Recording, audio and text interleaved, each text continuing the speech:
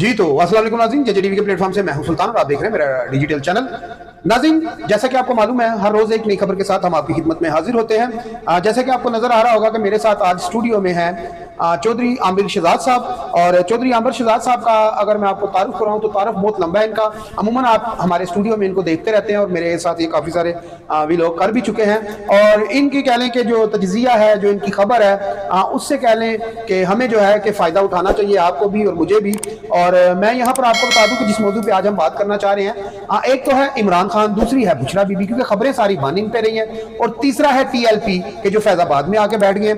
मकसद ये यहाँ पर बात करने का कि जो इमरान खान पे इद्दत और कह लें कि साइफर और तोशाखाना और फिर 190 मिलियन पाउंड, ये जो सारे मामला और जो केस थे जिनमें इमरान खान गिरफ्तार भी था, जिसमें सजाएं भी हो चुकी थी उसको, कहने के वक्तन जो है कि वो सजाएं भी खत्म हुई, केस भी खत्म हुए, लेकिन 9 मई को गुजरे, आज मेरा हाल 1 साल से जायद अरसा गुजर चुका है। लेकिन यहाँ पर मसला ये है, मुझे इस हुकूमत की समझ नहीं आ रही, इस कानून की समझ नहीं आ रही, इस कह लें कि जो सिस्टम है उसकी कतन ही समझ ये नहीं आ रही कि अगर 9 मई को 1 साल से जायद गुजर चुका है तो जो हमारे अदारे हैं, जो कह लें कि जो हमारे आला तरीन अदारे हैं, FIA है, CIA है, पंजाब पुलिस है, इस्लामाबाद पुलिस है, फलां पुलिस है, फलां अदारा है, तो ये 1 साल से क्या सोए हुए थे? क्या इनने 1 साल पहले जब 9 मई का वाकयात हुए थे तो उस वक्त इमरान खान पे 9 मई के केस क्यों ना बनाए?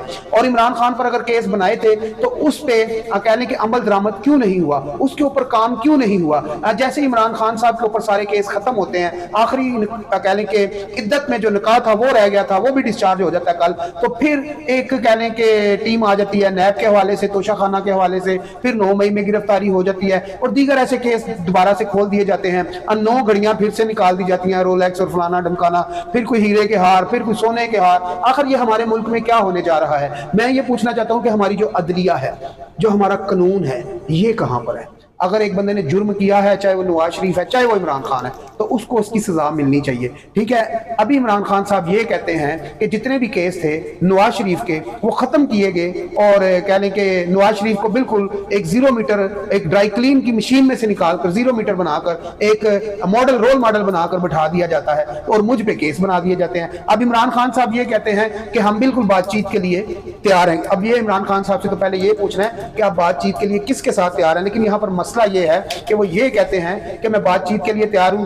सबसे पहले जी मेरे केस खत्म करो, जैसे नवाज शरीफ के केस खत्म किए हैं, जो मेरे कह लें कि जो PTI के वर्कर हैं, जितने भी अरेस्ट हैं, जितने भी गिरफ्तार हैं, सबको रिहा करो। वो फिर जो मेरा कह लें कि जो मेरी कह लें कि जो इलेक्शन चोरी किया गया वो मेरा मैंडेट मुझे वापस करो, तो फिर मैं आपसे बातचीत करूंगा। तो मेरी बात सुने, सब कुछ इमरान खान को दे देना है तो फिर बातचीत करने की तो पीछे गुंजाइश बचती ही नहीं है।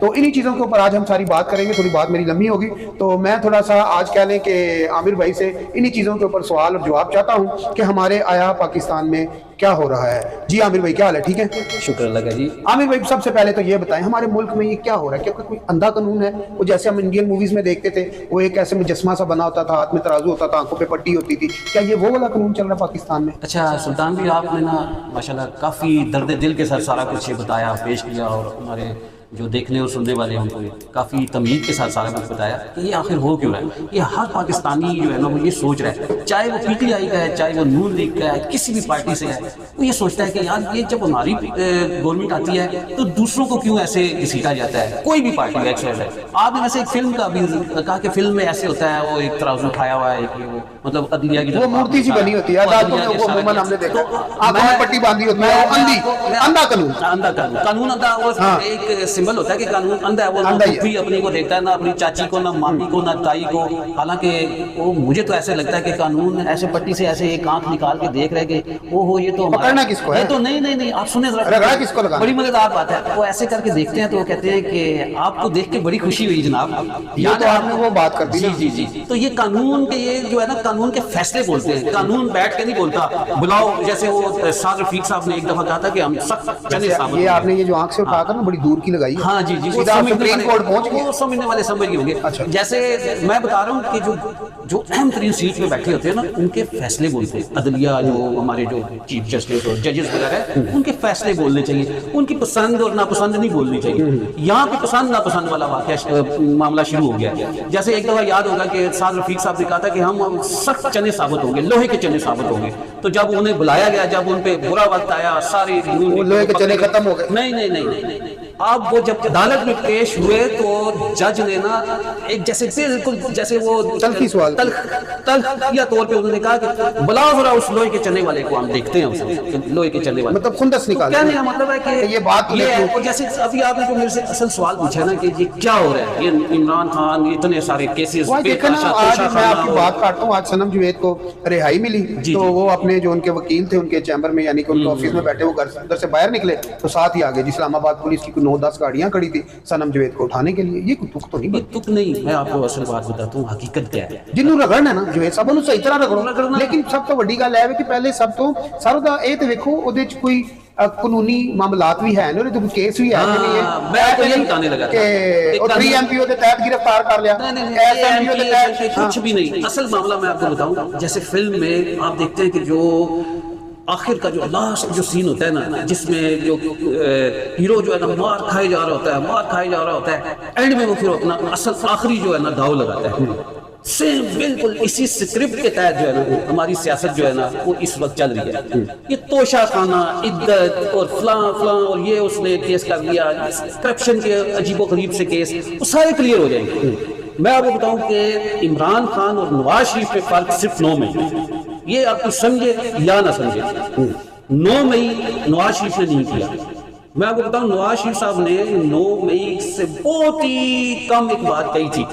एक बंद कमरे में उन्होंने फरमाया था अपने आर्मी चीफ को कि या जरा अपनी मंजी तले भी डांग फेर लो। उन्होंने अपने स्टाइल में बात कही थी, तो उनको इतनी बुरी लगी थी कि उनकी पूरी क़यादत को रोन डाला था, मियां साहब को बाहर भेज दिया था और सारी पार्टी जो तितर बितर हो गई थी। इतनी सी बात अगर किसी को बुरी लगती है तो 9 मई तो अल्लाह माफी दे, मैं दुकानों को हाथ लगाता हूँ कि ये जो PTI वाले ये समझते हैं कि हम 9 मई से भी क्लियर हो जाएंगे, नामुमकिन है।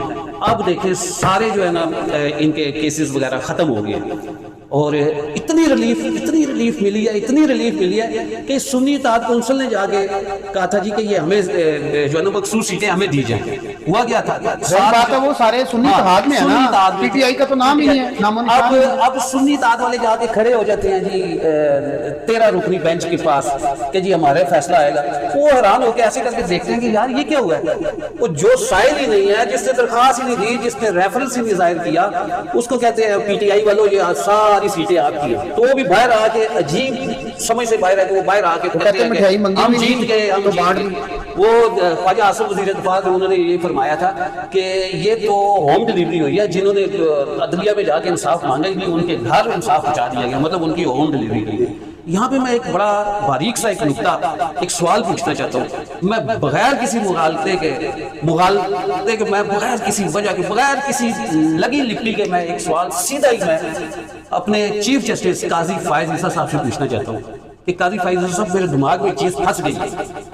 ये हमारा सुल्तान साहब ने मुझे अपने स्टूडियो में बुलाया है, इनकी एक टीम है, एक प्रोडक्शन टीम है, ये पीछे कैमरामैन खड़ा है। तो क्या ये जो प्रोडक्शन का सारा काम है ये सुल्तान साहब का हुक्म चलेगा, कैमरामैन का तो नहीं चलेगा? कैमरामैन को तो बताएंगे कि भाई आपने ये क्या शॉट बनाने ये बनाने, हुक्म इनका चलेगा, फैसला इनका है इस प्रोग्राम में।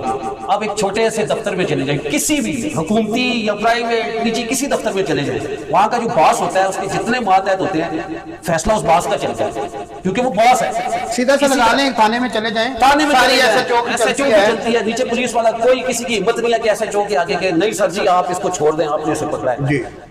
मैं एक और मिसाल देता हूँ, जो क्रिकेट टीम है, कोई भी किसी भी स्पोर्ट्स की कोई भी टीम है, उसका एक कप्तान होता है, फैसला उसका होता है कि जी टॉस जीत के पहले मैंने खेलना है या किसने खेलना है, किसको ओपनर भेजना है। इसी तरह हमारी जो आर्मी है, चले आमिर भाई, नहीं आप मेरी ये बात मुकम्मल होने दें। आर्मी का जो हमारी आर्मी है उसका एक आर्मी चीफ है, बहुत मुतबिर है, हमारा एक बहुत अच्छा अदारा है, उनमें भी बेताशा जर्नैल होते हैं। आर्मी चीफ का फैसला चलता है या उन जर्नैल्स का चलता है? तो ये क्या हुआ है जी कि ये 13 रुकनी बेंच है, इतना अहम फैसला आना है। और मजे की बात बताऊं कि 13 में से 8-5 का फैसला आया और 8 जिन्होंने कहा जी कि इनको दे दी जाए सीटें, उनमें हमारे काजी फायज ईसा साहब उन 8 में शामिल नहीं है।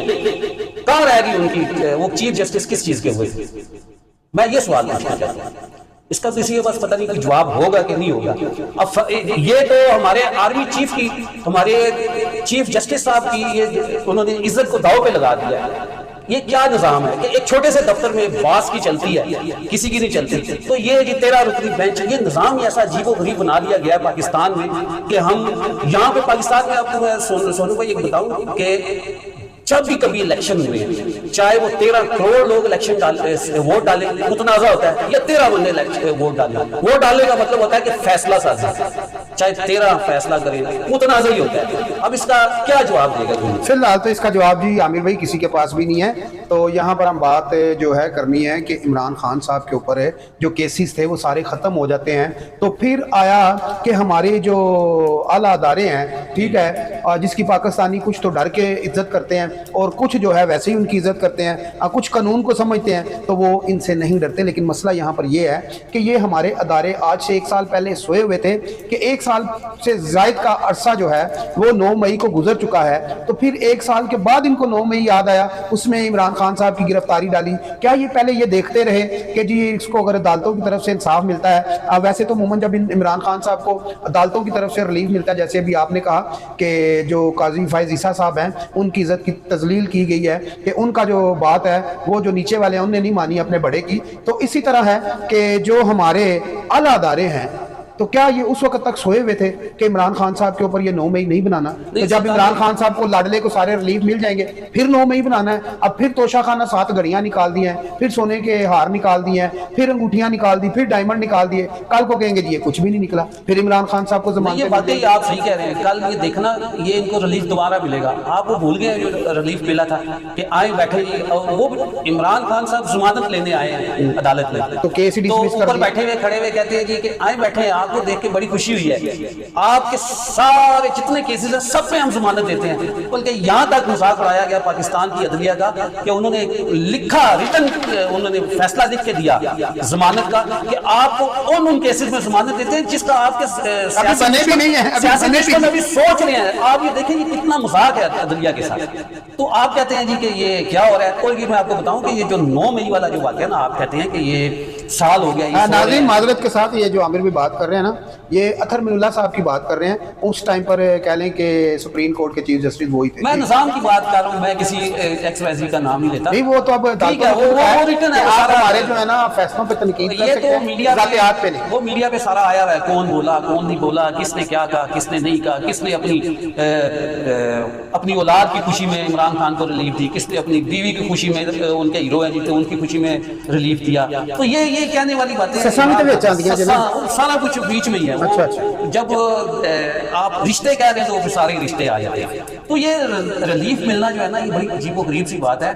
दूसरा ये आप 9 मई वाली जो आपने बात की ना, असल में 2 दफा आपने बात की कि पहले आपने अपने इंट्रो में भी बात की, फिर अभी आपने मेरे से ये पूछा कि 9 मई साल से ज्यादा अरसा हो गया है, तो ये सो रहे हैं कि ये इन्होंने हमला किया और ये किया। तो मैंने अभी बहुत मार खाता है वो, जब एंड में फिर वो अपना असल दाव जो लगाता है ना, वो एंड में लगाता है। ये 9 मई, मेरी ये बात याद रखें, ये 9 मई। आप ये कहना चाहते हैं कि जो हुकूमत है उसने सारे पत्ते शो नहीं किए, हुकूमत नहीं, कुछ पत्ते अभी निकाले हैं, कानून ने किया। हुकूमत का मसला ही नहीं है, ये 2 बड़े अदारों का आपस में लड़ाई है। उस 2 बड़े अदारों की आपस में लड़ाई है। उसमें सियासतदान बेचारे, कभी मियां साहब को रिलीफ मिल जाता है, कभी इमरान खान को रिलीफ मिल जाता है। तो ये बड़ों की मतलब 2 अदारों की लड़ाई है। और जो बड़े होते हैं वो वाकई बड़े होते हैं। तो वो बड़ों के लड़ाई में जब छोटों को रिलीफ मिलता है ना, तो छोटों को चाहिए कि ज्यादा उछले ना, क्योंकि वो वक्ती रिलीफ होता है उनको। 6 महीने 8 महीने 10 महीने, उसके बाद फिर उनको रगड़ा लगता है। फिर वो कहते हैं उनमें भी इतनी सकत नहीं होती, इतनी हिम्मत नहीं होती, इतनी ताकत नहीं होती, जानते बूझते हुए कि ये हमें कौन रगड़ा दे रहा है। वो कह रहे हैं कि नहीं, ये हमारा ये सियासी हरीफ हमें रगड़ा दे रहा है।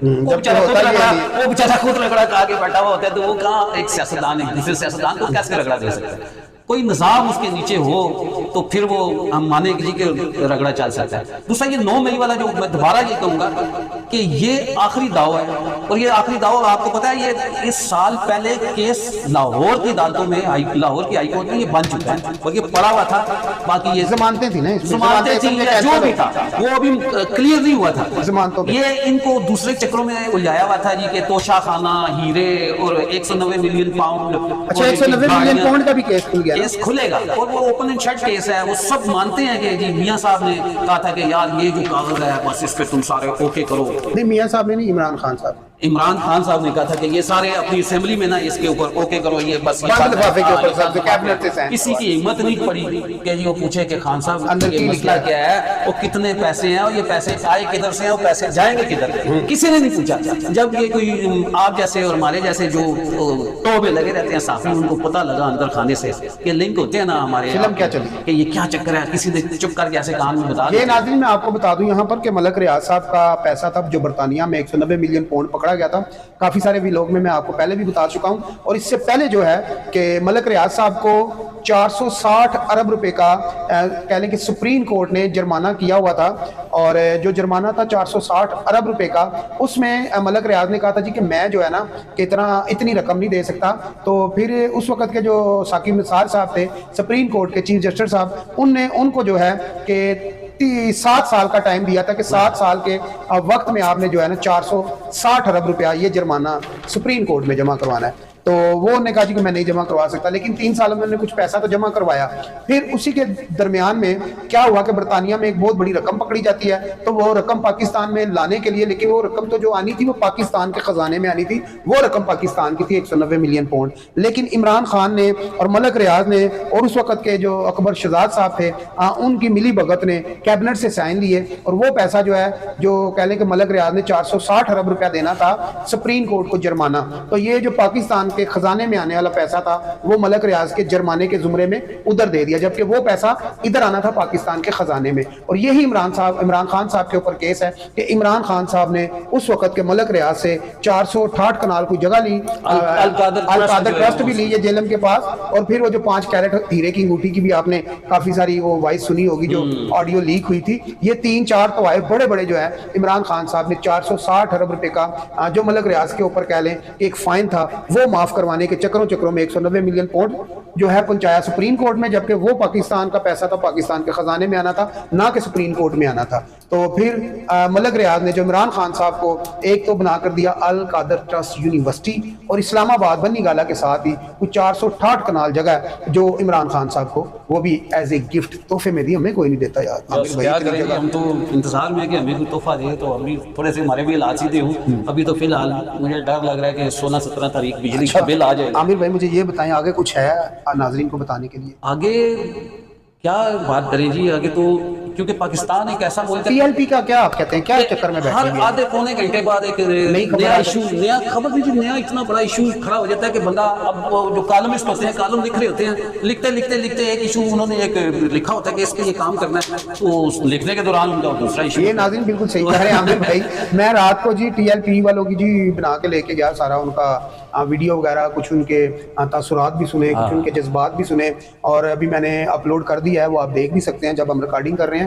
तो वो जब मैं उसकी एडिटिंग वगैरह कर रहा था तो करते करते मैं एक स्क्रिप्ट बना रहा था, तो मुझे पता लगा जी कि जो अमेरिका के साबका डोनाल्ड ट्रंप साहब हैं जो सदर हैं, उनके ऊपर एक फायरिंग का वाक़या हुआ है। तो मुझे फौरी तौर पे सारा काम रोकना पड़ा, तो उसके ऊपर काम करना पड़ गया। फिर मुझे वो बीच में से एक नई खबर खुल आती है, नया स्क्रिप्ट बनाना पड़ जाता है। तो इसके बारे में बताएं क्या ये हुआ क्या? भाई डोनाल्ड ट्रंप जो है ना, जब इक़्तिदार में आया ना, जब इलेक्शन में था, आपको याद होगा, उन्हीं दिनों इमरान खान भी यहाँ पे वो काफी पीक पे थे।